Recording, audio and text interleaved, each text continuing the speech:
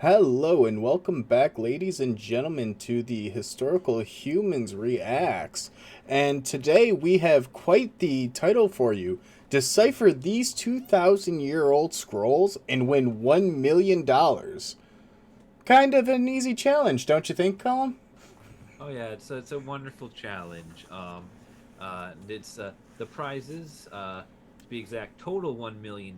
The grand prize for solving the mystery of what's written on these papyrus is in fact 700,000, with several milestone prizes of about 50K each thrown in order to encourage people to, clamber over themselves to try and get at least part of the way there. Now, what normally that wouldn't be too it'd be a challenge already. I shouldn't say it wouldn't be too difficult. It would be difficult to Difficult. decipher any Yeah. sort of scroll. However, these set of papyri really come with a little bit of a challenge, and that challenge is that they were turned to ash during the eruption of Vesuvius. Yeah, 2,000 years ago, these uh, papyri were all completely incinerated.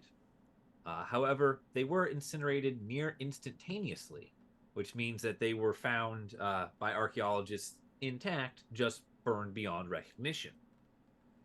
Thanks to some new laser reading technology, we can now pick up where the ink was imprinted on the papyrus prior to the flames. Uh, the problem with this is that it's very faint and very hard to read, and not all of the uh, papyri are very straightforward in what is written on them.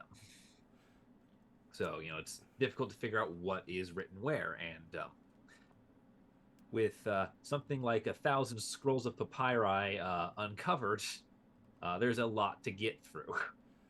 Yeah, that's a crazy, crazy amount. And Yeah. the article actually shows what one of these scanned images look like, but from a top-down view of the scroll, so you can actually still see quite vividly all the different scrolls here, like where it rolls up. So, I mean, the scroll's mainly intact, and you can see where the imprints of the ink are. You just gotta, know Latin and then And decode try it. and figure out what each layer is as it's viewed from on top of one another. Uh, it's a very fun challenge, and there's a bit of a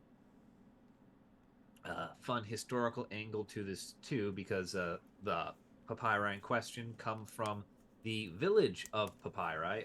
We're very creative when we name things as archaeologists. It's literally the same logic you get Portland from. We have a port, we have land. This is now Portland. Hmm.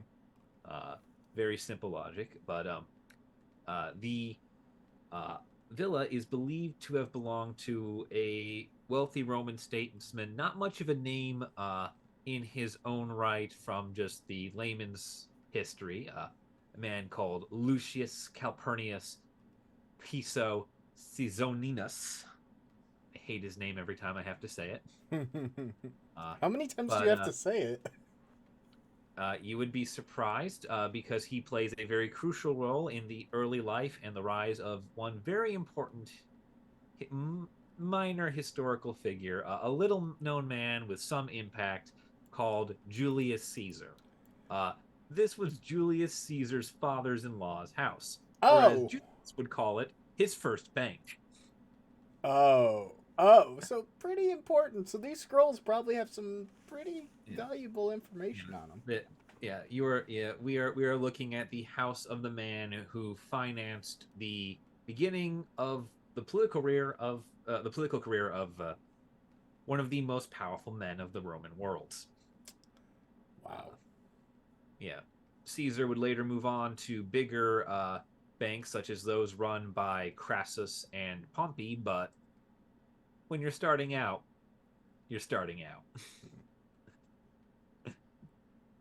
So this is a very fun little find. And of course, the big thing we're all hoping for, as even though most of these are just going to be likely to be works that we already have, or even uh, new editions of works that we might not have or might have been changed over time.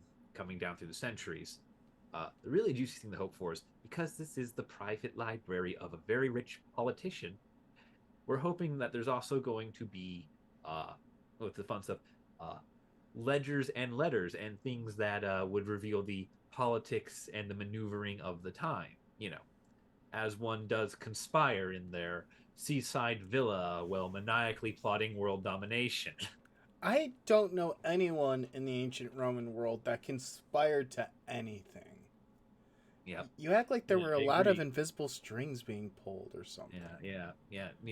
That boat that collapsed under Nero's mother was a complete accident and not an entirely mechanical design. It was clearly a freak incident, and the fact that so many senators brought their knives to the Oh yeah, Senate on the that Ides of day. March. Yeah, Yeah. yeah. There was a Cutco salesman in Rome that weekend. They were all taken.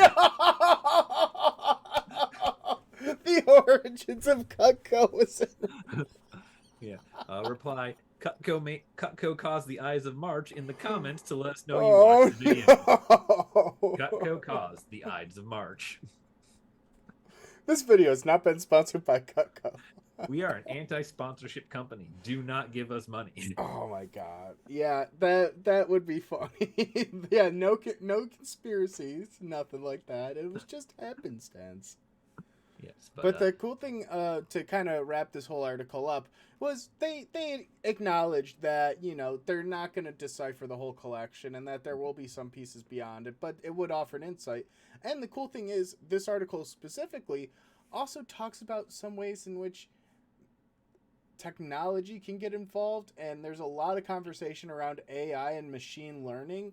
And this could be a positive application of the technology. I know there's some things that get a little slippery slope, like, AI yeah, sentience, but yeah. But staying with that, I think one of the keystones of this article is something that doesn't happen all too often, and that is a historical bounty. yeah. Literally, we are as archaeologists, as the people doing this. I'm not part of the organization doing it, but like the people doing this, they put out a bounty on a piece of history, and it's very rare that you can just be straight up offered a lump sum of cash if you solve a problem. Uh, and so it's up to $1 million if you can translate all these documents.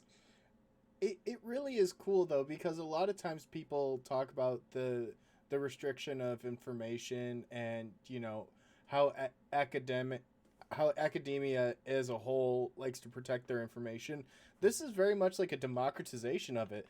You don't have to be a professional to try and decipher this. Like, any Joe Schmo can do it. Now, granted, you're gonna have to be really determined and do a lot of research if you're gonna try and figure it out. But you can try.